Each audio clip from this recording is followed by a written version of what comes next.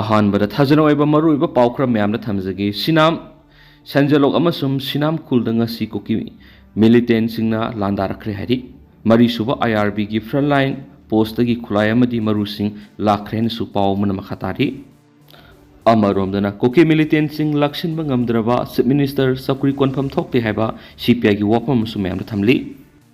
amaromdana Koutruk tangarang thaudok tu gi matung aduda khunja sing lanjanakre Koutruk sing laikai Khuntak lansire Manipur top channel ki maikei digi maru ebi I pau sing myam da thamjagi ahanbada kanglai pa ki maira gi editorial myam special content moina myam da ahanbada thamjari kuki gi wathok Manipur khakta gi nate malem gi wathok ni laiba asi gi danata malem pumbi gi wathok oiriba sin kuki zau narco terrorist gi wathok asi Manipur akhanaba mit thamduna state asi gi apun basaktam thugairaga makoi gi tongwan ba laibak natragana union territory semnaba war crimes sa thribasi line lo yaroi wathok asi lumna lawga loinana landaraklaga foreigner terrorist ngasi matam sana laksimduna laiba asidagi taktokhinaba India government na honafam thui illegals migrants terrorist ngasina mamang thakta laiba asigi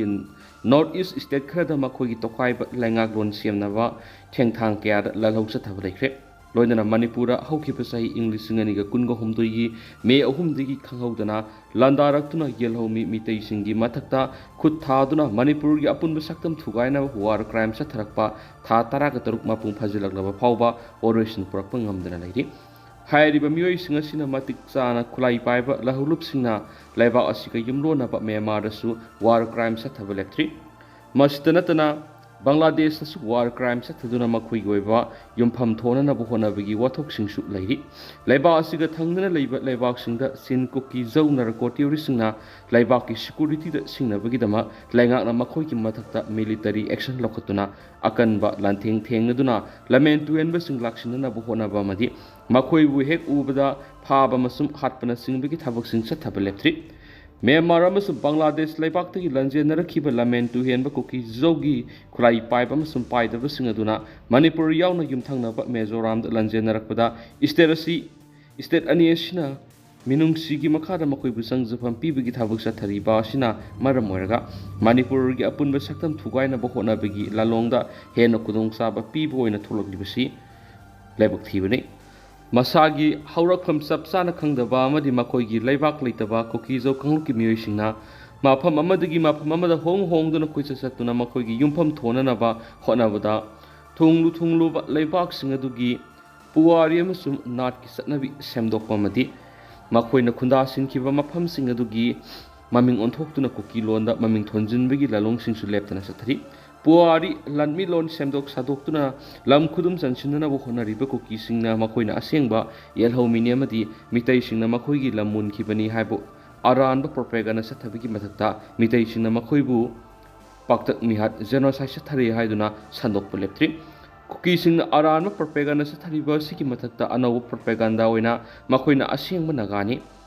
Jilarong makhoi gi mapa mapu gi haktak gi mapa mapu oiduna lai aduga tangkhulni naga haibadi lilbu lanpat puja tawba khanguni aikhoi su lil puja tawba asengwa naga ni haibana singba semjin sajinba wapam thorakhiba asina naga amadi jirangrong da su lal gi mayon tamlakhibani lawi koki singna thadawa masum kom kangluk ki apikpa community singbusu makhoi gi community na hajinduna satharakliba semjin sajinba lalonga iroinana apunbagi saktam thugaina ba lep palaitana war crime sathariba sigi matangda lenga amadi miyamna laina lopham thokti Manipur lenga na makhoibu SD list ta hapsinba du kakthatpa amadi suspension of operation handoktuna matam sana para tambibaga loinana makhoibu maramdamna halandriba fawba lalgi operation purakpa ngamrai terrorist na laibak thugaina bohonaduna mihatmipun huran chinthi gi oiba ka herma thabak sing chathariba sida India government na tumina lesson ba tawridabane koki singna makhoi gi aran ba thawong sing kupsinna ba amadi central government nam thak tawduna makhoi bu sanbina ba India gi masu ungi phiral sisna ba amadi Bharat matana joy haiba khulaw lauksinbada pangthaduna watho asida politics tawduna leiba tarabadi Manipur miyam gi maikei digi su pre-merger agreement ki demand tawraklabadi kari phibam oigadagi habisini kuki sing aran puwari semjinduna India gi apun saktam thugaina ba sathariba lalhaubu malem gi isu ohena na bo honaribasi kaidongaida mai pak pangamloi ꯑꯇꯣꯞꯄ ꯄꯥꯎ ꯑꯃꯅ ꯃꯥꯂꯦꯝꯒꯤ ꯃꯤꯌꯥꯝꯗ ꯃꯤꯇꯩꯒꯤ ꯄꯨꯋꯥꯔꯤ ꯈꯪꯍꯟꯕ ꯃꯇꯝ ꯑꯣꯏꯔꯦ ꯋꯥꯏꯖꯣꯏ ꯀꯨꯃꯥꯔ ꯃꯅꯤꯄꯨꯔꯒꯤ ꯃꯄꯥꯟꯗ ꯂꯩꯔꯤꯕ ꯃꯤꯇꯩ ꯗꯦꯁꯄꯣꯔꯥꯁꯤꯡꯅ ꯅꯦꯁꯅꯦꯜ ꯑꯃꯗꯤ ꯏꯟꯇꯔꯅꯦꯁꯅꯦꯜ ꯃꯤꯗꯤꯌꯥꯒꯤ ꯈꯨꯠꯊꯥꯡꯗ ꯃꯤꯇꯩꯒꯤ ꯄꯨꯋꯥꯔꯤ ꯑꯃꯗꯤ ꯃꯅꯤꯄꯨꯔꯗ ꯊꯣꯛꯂꯤꯕ ꯏꯔꯥꯡ ꯑꯁꯤꯒꯤ ꯍꯧꯔꯛꯄ ꯃꯌꯦꯛꯁꯤꯡꯅ ꯈꯪꯍꯟꯕ ꯃꯇꯝ ꯑꯣꯏꯔꯦ ꯍꯥꯏꯅ ꯅꯦꯁꯅꯦꯜ ꯄꯤꯄꯜꯁ ꯄꯥꯔꯇꯤ NPPꯒꯤ ꯅꯦꯁꯅꯦꯜ ꯚꯥꯏꯁ ꯄ꯭ꯔꯁꯤꯗꯦꯟꯠ ꯌꯨꯝꯅꯥꯝ ꯖꯣꯏꯀꯨꯃꯥꯔꯅ ꯐꯣꯡꯗꯣꯛꯈ꯭ꯔꯦ NPPꯒꯤ ꯅꯦꯁꯅꯦꯜ ꯄ꯭ꯔꯁꯤꯗꯦꯟꯠ ꯑꯣꯏꯔꯝꯕ ꯂꯩꯈꯤꯗ꯭ꯔꯕ PA ꯁꯪꯃꯥꯒꯤ 68 ꯁꯨꯕ ꯃꯄꯣꯛ ꯀꯨꯝꯑꯣꯟ ꯊꯧꯔꯝ ꯑꯁꯤ ꯅꯥꯎꯔꯦꯝ ꯊꯣꯡꯗ ꯂꯩꯕ NPP ꯃꯅꯤꯄꯨꯔ ꯁ꯭ꯇꯦꯠꯀꯤ ꯑꯣꯐꯤꯁꯇ ꯄꯥꯡꯊꯣꯛꯈꯤꯕ ꯊꯧꯔꯝꯗ ꯋꯥꯏꯖꯣꯏ ꯀꯨꯃꯥꯔꯅ ꯃꯊꯛꯀꯤ ꯋꯥꯐꯝ ꯑꯁꯤ ꯐꯣꯡꯗꯣꯛꯂꯗꯨꯅ ꯃꯍꯥꯛꯅ ꯍꯥꯏ ꯃꯄꯥꯟꯗ ꯂꯩꯕ ꯀꯨꯀꯤꯁꯤꯡꯅ ꯃꯈꯣꯏꯒꯤ ꯏꯁꯨ ꯑꯁꯤ ꯅꯦꯁꯅꯦꯜ ꯑꯃꯗꯤ ꯏꯟꯇꯔꯅꯦꯁꯅꯦꯜꯒꯤ ꯊꯥꯛꯇ ꯄꯨꯈꯠꯅꯕ ꯌꯥꯝꯅ ꯀꯟꯅ ꯍꯣꯠꯅꯔꯤ ꯀꯨꯀꯤꯁꯤꯡꯅ ꯍꯥꯏꯕ ꯈꯨꯗꯤꯡꯃꯛ ꯑꯆꯨꯝꯕꯅꯤ ꯍꯥꯏꯕ ꯌꯥꯔꯣꯏ ꯑꯆꯨꯝꯕꯅ ꯀꯔꯤꯅꯣ ꯑꯔꯥꯟꯕꯅ ꯀꯔꯤꯅꯣ ꯈꯪꯍꯟꯅꯕ ꯅꯦꯁꯅꯦꯜ ꯑꯃꯗꯤ ꯏꯟꯇꯔꯅꯦꯁꯅꯦꯜꯒꯤ ꯃꯤꯗꯤꯌꯥꯒꯤ ꯈꯨꯠꯊꯥꯡꯗ ꯃꯥꯂꯦꯝꯒꯤ ꯃꯤꯌꯥꯝꯗ ꯃꯤꯇꯩꯁꯤꯡꯒꯤ ꯑꯣꯏꯕ ꯑꯁꯦꯡꯕ ꯋꯥꯐꯝ ꯈꯪꯍꯟꯅꯕ ꯄꯥꯟꯗꯝꯗ ꯂꯩꯔꯤꯕ ꯃꯤꯇꯩ ꯗꯥꯏꯁꯄꯣꯔꯥꯁꯤꯡꯅꯁꯨ ꯍꯣꯠꯅꯕꯤꯌꯨ ꯊꯧꯔꯝꯒ ꯃꯔꯤ ꯂꯩꯅꯅ NPPꯒꯤ ꯅꯦꯁꯅꯦꯜ ꯚꯥꯏꯁ ꯄ꯭ꯔꯁꯤꯗꯦꯟꯠ ꯋꯥꯏꯖꯣꯏ ꯀꯨꯃꯥꯔꯅ ꯐꯣꯡꯗꯣꯛꯈꯤꯕꯗ NPP ꯍꯥꯏꯕ ꯄꯥꯔꯇꯤ ꯑꯁꯤ ꯃꯅꯤꯄꯨꯔꯗꯒꯤ ꯍꯧꯗꯣꯛꯈꯤꯕ ꯔꯤꯖꯅꯦꯜ ꯄꯣꯂꯤꯇꯤꯀꯦꯜ ꯄꯥꯔꯇꯤ ꯑꯃꯅꯤ ꯃꯇꯝ ꯑꯃꯗ ꯇꯦꯔꯥ ꯂꯩꯃꯨ ꯍꯥꯏꯅ ꯈꯪꯅꯕ ꯑꯍꯜ ꯑꯗꯨꯅ NPP ꯑꯁꯤ ꯍꯧꯗꯣꯛꯄꯤꯔꯝꯗꯨꯅ ꯃꯅꯤꯄꯨꯔꯗ MLA ꯄꯨꯊꯣꯛꯇꯨꯅ ꯃꯤꯅꯤꯁꯇꯔ ꯐꯥꯎꯕ ꯂꯩꯈ꯭ꯔꯦ ꯇꯨꯡꯗ ꯄꯥꯔꯇꯤ ꯑꯁꯤ ꯁꯤꯊꯔꯛꯄꯒꯤ ꯐꯤꯕꯝꯗ ꯂꯥꯛꯄꯗꯒꯤ PA ꯁꯪꯃꯥꯅ ꯅꯣꯔꯠ ꯏꯁꯀꯤ ꯋꯥꯈꯜꯂꯣꯟ ꯆꯦꯟꯕ आइडियोलॉजी लेजबा पार्टी अम थिरकपदा NPP असी थेंगनबदगी महांगना लमजिंगलगा पुखलकपदगी ngasi नेशनल पार्टी की थाक यावरे हाउस NPP की नेशनल प्रेसिडेंट कोनार संगमाना लुसिंगबा लेंगाक मेघालय दा लेरि नागालैंड अरुणाचल प्रदेश अमदि मणिपुर NPP की MLA लेरगा लेंगाक सतमिनरि NPP ना नॉर्थ ईस्ट सखतना इंडिया सखत यारोय हैब वाखलोंदा नॉर्थ ईस्ट सखतनबा मियेंग थमलगा थबक थरम क्या तौदुना लाखलि हाउस मणिपुर की ओइरिब इशू असिदसु NPP ना स्टेट असिदा तंगदो लेताबा हंजिलंगनबा थेंगथांग कयादा लौबियाब थौदांग लौरगा लाखलि मखातानासु लौकिगेनि हाइनसु मागना फोंदोखि ngasiगी थौराम मदुर NPP की MLA थोंगाम शांति MLA O Nalini MLA जमहेंगलुंग पानमई अमदी NPP Manipur state की थौपुबसिंगना सरुक यादुना लेखिद्रबा PA संगमागी फोटोदा हाइकल लेकतमदुना इकाई खुमनबु उतखि हाइनसु पाउसिदसु मखाताना फोंदोरखलि मरकथना अतेन पाउखरा चीफ मिनिस्टर की हेल्थ कार्ड सिनखरे चीफ मिनिस्टर N Biren की मियंग मखादा विलेज वॉलंटियर फोर्स BVF खंगबो की कमांडर नोंगलेन मैतेन लुसिंगबा CMHT अमदी PMJAY कार्ड साब अमदी रिन्यूअल तौबगी थौरम अमा खंगबो मैसनाम लेकाइदा लेबा बामोन मंडपता पांगदोखरे ngasi semliba कार्ड असी पाइबना पाइरगा लेंगाके हॉस्पिटल सिन लेमना लेयंग यागने मसी वेहना मियाम द खंगनबगी पनमदा कार्ड साबगी थौरम सि पांगदोखने कार्ड अनि असि मिपुं खुदिमंगना पांगबी मिपुं खुदिमंगना पाइबिदुना अना आयेक सथबदा मतेंग लौबियु लोइनना मखाताना मपुं फाना कार्ड सेम साबगी थौरम खंगबोकी मफम सिंदा पांगथोकगेनि हाइना BVF खंगबोकी कमांडर नोंगलेन मैतेन फोंदोरखलि मणिपुर लेंगा की directorate of art and culture की मियंग मखादा चीफ मिनिस्टर की आर्टिस्ट सिंगी तेंगवांग CMAT स्कीम की मनुसना मणिपुरी इनसेंबल न पुथोकपा एक और रोनासारिया युफम ओइरग सथरकपा एक्ट्रेस वर्कशॉप कम प्रोडक्शन लुसिनबगी थरम पांगथोखरे JN Manipur dance academy Imphal की ऑडिटोरियम द पांगथोखिबा थौरम अदुदा department of art and culture की deputy director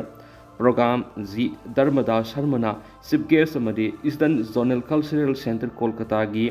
board of governor की मेंबर बुध सिंगथामना प्रेसिडेंट ओइना सरुक याखि मखासा थरकपो ओइना तोपा पाउना पाकिस्तान दा चाब थकपा फंगदबदगी मयांग कंसिलबा अगांगसिंग दा लैना तिना किया अमा पाक्सना संदोरखलि पाकिस्तान सिटमिलोन की अवाब लैरिबसिना मरम ओइरगा लैबासगी मियामना पेनादबा हेंगलकलि हेंगलरिङै सेरासिदा लैबासदा लैरिबा मियोय किया अमदि चाब थकपा निंगथीजना फंगदबना मरम ओइरगा मयांग कंसिलकपदगी लैना तिना किया संदोरनबगी मरु ओइबा मसा अमा ओइरि हाइना पाउगी रिपोर्ट अमन फोंदोरखलि पाकिस्तान लॉ मेकर्स सिंगना कैदोंगैदसु लैबासदा लैरिबा मियोयसिंग चाब थकपा फंगदबदगी मयांग कंसिलक्तुना लैना तिना किया पोलकनबगी मरम ओइरासिदा ककपंगमरोइदबा वाफम अमा ओइरि मसिना मरम ओइरगा पाकिस्तान दा लैरिबा मियामदा चाउना अकिबा पिरि मसिगी सुमथक्ता लैबासदा लैरिबा सिटमिलोनगी फिबम मसि फत्तबदगी मियामना अवाबा मियोक्नरिबनि यूनिसेफ अमदी FAFEN की रिप्रेजेंटेटिव सिंगना हंदक्ता फोंदोखिबा वाफम अमदा चाबा थकपा फंगदबदगी मयांग कंसिलबा मियोयसिंग असिना पाकिस्तान दा GDP की सादा अहुम की सांगदा सादिंग संगली लोइनना लैबा असिना डायबिटीज नाबगी पेशेंट लैबगी मसिंग असि अनि सुबदा लैबा ख्वाइदिगी वांगबा सांग ओइरि पाकिस्तान सही 5 की मथक्ता लैबा अंगांग 10 की मनुंगदा मरिदी चौगन थीबगी खुदोंग चादबा मयुक्नरि ꯑꯗꯨꯒ ꯆꯥꯗ 18.8 ꯒꯤ ꯆꯥꯡꯅ ꯃꯁꯥ ꯁꯣꯟꯖꯨꯅꯕꯒꯤ ꯑꯋꯥꯕ ꯃꯥꯌꯣꯛꯅꯔꯤ ꯑꯗꯨꯒ ꯆꯥꯗ 28.9 ꯒꯤ ꯆꯥꯡꯅ ꯑꯟꯗꯔꯋꯦꯠ ꯑꯣꯏꯕꯒꯤ ꯈꯨꯗꯣꯡꯆꯥꯕ ꯃꯥꯌꯣꯛꯅꯔꯤ ꯑꯗꯨꯒ ꯆꯥꯗ 9.5 ꯅ ꯑꯣꯚꯔꯋꯦꯠ ꯑꯣꯏꯕꯒꯤ ꯈꯨꯗꯣꯡꯆꯥꯗꯕ ꯃꯥꯌꯣꯛꯅꯩ ꯍꯥꯏꯔꯤ ꯄꯥꯀꯤꯁꯇꯥꯟꯗ ꯂꯩꯔꯤꯕ ꯑꯉꯥꯡ ꯃꯤꯂꯤꯌꯟ 2.14 ꯒꯤ ꯆꯥꯡꯗꯤ ꯃꯌꯥꯡ ꯀꯪꯁꯤꯜꯂꯛꯄꯒꯤ ꯈꯨꯗꯣꯡꯆꯥꯗꯕ ꯃꯥꯌꯣꯛꯅꯔꯤ ꯃꯁꯤ ꯃꯔꯨꯑꯣꯏꯅ ꯄꯥꯀꯤꯁꯇꯥꯟꯒꯤ ꯂꯩꯔꯤꯕ ꯒꯣꯚꯔꯟꯃꯦꯟꯠ ꯑꯁꯤꯅ ꯃꯇꯤꯛ ꯆꯥꯕ ꯈꯣꯡꯊꯥꯡꯁꯤꯡ ꯄꯥꯏꯈꯠꯇꯨꯅ ꯑꯉꯥꯡꯁꯤꯡ ꯑꯁꯤꯕꯨ ꯅꯨꯡꯉꯥꯏ ꯌꯥꯏꯐꯅ ꯂꯩꯍꯟꯅꯕꯒꯤ ꯑꯣꯏꯕ ꯄꯣꯂꯤꯇꯤꯀꯦꯜ ꯄ꯭ꯔꯣꯒ꯭ꯔꯥꯝꯁꯤꯡ ꯄꯥꯏꯈꯠꯇꯕꯅꯁꯨ ꯑꯆꯧꯕ ꯃꯔꯝ ꯑꯃ ꯑꯣꯏꯔꯤ ꯍꯧꯖꯤꯛ ꯄꯥꯀꯤꯁꯇꯥꯟꯗ ꯍꯦꯜꯊ ꯀꯦꯌꯔ ꯑꯃꯗꯤ ꯐꯨꯗ ꯁꯦꯀ꯭ꯌꯨꯔꯤꯇꯤ ꯑꯃꯗꯤ ꯍꯛꯆꯥꯡꯗ ꯅꯥꯗ ꯌꯦꯛꯇꯅ ꯂꯩꯅꯕ ꯍꯣꯠꯅꯕꯗ ꯃꯔꯨꯑꯣꯏꯅ ꯄꯨꯛꯅꯤꯡ ꯆꯤꯡꯁꯤꯟꯗꯨꯅ ꯊꯕꯛ ꯄꯥꯏꯈꯠꯄꯒꯤ ꯃꯇꯝ ꯑꯣꯏꯔꯦ ꯍꯥꯏꯔꯤ ꯄꯥꯀꯤꯁꯇꯥꯟꯗ ꯂꯩꯔꯤꯕ ꯅꯨꯄꯤ ꯑꯃꯗꯤ ꯑꯉꯥꯡꯁꯤꯡꯕꯨ ꯅꯤꯡꯊꯤꯖꯅ ꯄꯤꯖ ꯄꯤꯊꯛ ꯇꯧꯅꯕ ꯑꯃꯗꯤ ꯁꯦꯅꯤꯇꯦꯁꯟꯒꯤ ꯐꯤꯕꯝ ꯐꯒꯠꯍꯟꯅꯕꯒꯤ ꯑꯣꯏꯕ ꯊꯧꯔꯥꯡ ꯄꯥꯏꯈꯠꯅꯕ ꯍꯣꯠꯅꯕꯒꯤ ꯃꯊꯧ ꯇꯥꯔꯤ ꯄꯥꯀꯤꯁꯇꯥꯟꯒꯤ ꯒꯣꯚꯔꯟꯃꯦꯟꯠꯅ ꯍꯤꯔꯝ ꯑꯁꯤꯒꯤ ꯃꯇꯥꯡꯗ ꯃꯔꯨꯑꯣꯏꯕ ꯄꯣꯂꯤꯁꯤ ꯑꯃꯗꯤ ꯄ꯭ꯔꯣꯒ꯭ꯔꯥꯝꯁꯤꯡ ꯄꯥꯏꯈꯠꯇꯨꯅ ꯀꯦꯝꯄꯦꯟ ꯆꯠꯊꯕꯒꯤ ꯃꯊꯧ ꯇꯥꯔꯤ ꯍꯥꯏꯔꯤ ꯃꯁꯤꯗ ꯄꯥꯀꯤꯁꯇꯥꯟꯒꯤ ꯒꯣꯚꯔꯟꯃꯦꯟꯠꯅ ꯍꯦꯜꯊ ꯀꯦꯌꯔꯒꯤ ꯁꯤꯁꯇꯦꯝ ꯑꯁꯤ ꯐꯒꯠꯍꯟꯅꯕꯒꯤꯗꯃꯛꯇ ꯗꯔꯀꯥꯔ ꯑꯣꯏꯕ ꯁꯦꯜ ꯊꯨꯝꯒꯤ ꯐꯤꯕꯝ ꯑꯁꯤꯁꯨ ꯅꯤꯡꯊꯤꯖꯅ ꯀꯥꯏꯊꯗꯨꯅ ꯈꯣꯡꯊꯥꯡꯁꯤꯡ ꯄꯥꯏꯈꯠꯄꯒꯤ ꯇꯉꯥꯏꯐꯗꯅ ꯂꯩꯔꯤ ꯆꯠꯂꯤꯕ ꯊꯥ ꯑꯁꯤꯒꯤ ꯑꯉꯟꯕ ꯁꯔꯨꯛꯇ ꯄꯥꯀꯤꯁꯇꯥꯟ ꯒꯣꯚꯔꯟꯃꯦꯟꯠ ꯑꯃꯗꯤ IMF ꯁ꯭ꯇꯥꯐꯀꯤ ꯃꯥꯏꯀꯩꯗꯒꯤꯁꯨ ꯁ꯭ꯇꯥꯐ ꯂꯦꯚꯦꯜꯒꯤ ꯑꯦꯒ꯭ꯔꯤꯃꯦꯟꯠ ꯌꯥꯎꯗꯕꯤꯗ $6.5 ꯕꯤꯂꯤꯌꯟ ꯀꯤ ꯕꯦꯜ ꯑꯥꯎꯠ ꯄꯦꯀꯦꯖ ꯑꯃ ꯃꯥꯄꯜꯂꯛ ꯁꯨꯕ ꯑꯣꯏꯅ ꯔꯤꯚ꯭ꯌꯨ ꯇꯧꯈ꯭ꯔꯕꯅꯤ ꯍꯥꯏꯔꯦꯅꯁꯨ ꯄꯥꯎꯁꯤꯗ ꯃꯈꯥ ꯇꯥꯅ ꯐꯣꯡꯗꯣꯔꯛꯂꯤ ꯂꯣꯏꯁꯤꯜꯂꯛꯄ ꯑꯣꯏꯅ ꯑꯇꯣꯞꯄ ꯄꯥꯎ ꯑꯃꯅ ꯔꯁꯤꯌꯥꯒꯤ ꯃꯥꯡꯈꯤꯕ ꯍꯦꯂꯤꯀꯣꯞꯇꯔ ꯀꯥꯏꯈ꯭ꯔꯦ ꯑꯁꯤꯕ ꯍꯛꯆꯥꯡ 18 ꯐꯪꯈ꯭ꯔꯦ ꯔꯁꯤꯌꯥꯒꯤ ꯊꯥꯡꯖ ꯅꯨꯃꯤꯠꯇ ꯃꯥꯡꯈꯤꯕ ꯃꯤꯑꯣꯏ 22 ꯇꯣꯡꯕ ꯍꯦꯂꯤꯀꯣꯞꯇꯔ ꯀꯥꯏꯈ꯭ꯔꯦ ꯑꯃꯗꯤ ꯑꯁꯤꯕ ꯍꯛꯆꯥꯡ 18 ꯐꯪꯕ ꯉꯝꯂꯦ ꯍꯥꯏꯅ ꯃꯤꯗꯤꯌꯥ ꯔꯤꯄꯣꯔꯠꯀꯤ ꯋꯥꯔꯣꯜ ꯃꯇꯨꯡ ꯏꯟꯅ ꯐꯣꯡꯗꯣꯛꯂꯤ ꯀꯝꯆꯥꯠꯀꯥ ꯄꯦꯅꯤꯟꯁꯨꯂꯥꯒꯤ ꯃꯅꯨꯡ ꯆꯟꯕ ꯕꯁꯀꯥꯖꯦꯠ ꯚꯣꯜꯀꯦꯅꯣꯒꯤ ꯃꯅꯥꯛ ꯅꯛꯄ ꯃꯐꯝꯗ ꯂꯩꯕ ꯕꯦꯁ ꯑꯃꯗꯒꯤ ꯊꯥꯡꯖ ꯅꯨꯃꯤꯠꯇ ꯍꯦꯂꯤꯀꯣꯞꯇꯔ ꯑꯗꯨꯅ ꯄꯥꯏꯈꯠꯈ꯭ꯔꯕ ꯃꯇꯨꯡ ꯇꯥꯔꯛꯄꯗ ꯊꯤꯐꯝ ꯈꯪꯈꯤꯗꯕꯅꯤ ꯍꯥꯏꯔꯤ ꯍꯧꯖꯤꯛ ꯐꯥꯎꯕꯗ ꯑꯁꯤꯕ ꯍꯛꯆꯥꯡ 18ꯇꯤ ꯐꯪꯕ ꯉꯝꯂꯦ ꯍꯥꯏꯔꯤ ꯇꯨꯔꯤꯁꯁꯤꯡꯒꯤ ꯗꯦꯁꯇꯤꯅꯦꯁꯟ ꯑꯣꯏꯔꯤꯕ ꯑꯦꯔꯤꯌꯥ ꯑꯗꯨ ꯑꯦꯛꯇꯤꯚ ꯚꯣꯜꯀꯦꯅꯣ ꯑꯣꯏꯕ ꯃꯐꯝ ꯑꯃꯅꯤ ꯍꯥꯏꯔꯤ ꯍꯧꯖꯤꯛꯃꯛꯀꯤ ꯑꯣꯏꯅꯗꯤ ꯍꯦꯂꯤꯀꯣꯞꯇꯔ ꯑꯗꯨ ꯃꯇꯧ ꯀꯔꯝꯅ ꯀꯥꯏꯈꯤꯕꯅꯣ ꯍꯥꯏꯕꯒꯤ ꯃꯇꯥꯡꯗ ꯆꯞ ꯆꯥꯅ ꯈꯪꯕ ꯉꯝꯗ꯭ꯔꯤ ꯑꯁꯤꯒꯨꯝꯕ ꯃꯈꯜꯒꯤ ꯏꯟꯁꯤꯗꯦꯟꯁ ꯑꯁꯤ ꯔꯁꯤꯌꯥꯒꯤ ꯂꯝꯗꯝ ꯇꯥꯝꯅ ꯂꯩꯕ ꯅꯣꯡꯄꯣꯛ ꯊꯪꯕ ꯂꯝꯗꯝꯒꯤ ꯁꯔꯨꯛꯇ ꯌꯥꯝꯅ ꯇꯣꯏꯅ ꯊꯣꯛꯄ ꯊꯧꯗꯣꯛ ꯑꯃ ꯑꯣꯏꯔꯤ ꯍꯥꯏꯔꯤꯕ ꯃꯐꯝꯁꯤꯡ ꯑꯁꯤ ꯃꯤ ꯂꯟꯅ ꯇꯥꯕꯒ ꯂꯣꯏꯅꯅ ꯍꯋꯥ ꯅꯨꯡꯁꯤꯠꯀꯤ ꯐꯤꯕꯝꯁꯨ ꯐꯠꯇꯕ ꯑꯣꯏꯔꯤ ꯆꯍꯤ 3ꯃꯨꯛꯀꯤ ꯃꯃꯥꯡꯗ ꯀꯝꯆꯥꯇꯥꯛꯇ ꯂꯩꯕ ꯂꯦꯛ ꯑꯃꯗ ꯍꯦꯂꯤꯀꯣꯞꯇꯔ ꯑꯃ ꯀꯥꯏꯗꯨꯅ ꯇꯥꯁꯤꯟꯈꯤꯕꯒꯤ ꯊꯧꯗꯣꯛꯇ ꯃꯤꯑꯣꯏ 9 ꯁꯤꯈꯤꯕꯒꯤ ꯊꯧꯗꯣꯛ ꯂꯩꯈ꯭ꯔꯕꯅꯤ ꯍꯥꯏꯔꯤ Mi-8T ꯍꯦꯂꯤꯀꯣꯞꯇꯔ ꯑꯗꯨ ꯊꯥꯡꯖ ꯅꯨꯃꯤꯠꯇ ꯄꯥꯏꯈꯠꯈꯤꯕ ꯃꯇꯨꯡꯗꯒꯤ ꯄꯥꯎ ꯐꯥꯎꯅꯕ ꯉꯝꯈꯤꯗꯕꯅꯤ ꯍꯥꯏꯔꯤ ꯉꯁꯤ ꯑꯉꯟꯕ ꯃꯇꯝꯗ ꯆꯤꯡꯒꯤ ꯑꯦꯔꯤꯌꯥ ꯑꯃꯗ ꯍꯦꯂꯤꯀꯣꯞꯇꯔꯒꯤ ꯑꯀꯥꯏꯕ ꯁꯔꯨꯛꯁꯤꯡ ꯑꯗꯨ ꯊꯦꯡꯅꯕ ꯉꯝꯈꯤꯕꯅꯤ ꯍꯥꯏꯅꯁꯨ ꯄꯥꯎꯁꯤꯅ ꯃꯈꯥ ꯇꯥꯅ ꯐꯣꯡꯗꯣꯔꯛꯂꯤ ꯑꯗꯨꯒ ꯍꯧꯖꯤꯛ ꯑꯣꯏꯅꯗꯤ ꯃꯌꯥꯝ ꯄꯥꯎꯁꯤꯁꯨ ꯃꯇꯥꯡ ꯑꯁꯤꯗ ꯂꯣꯏꯁꯤꯟꯖꯔꯒꯦ ꯑꯃꯁꯨꯡ ꯃꯌꯥꯝ ꯄꯨꯟꯅ ꯑꯅꯧꯕ ꯑꯞꯗꯦꯠ ꯉꯝꯃꯤꯟꯅꯁꯤ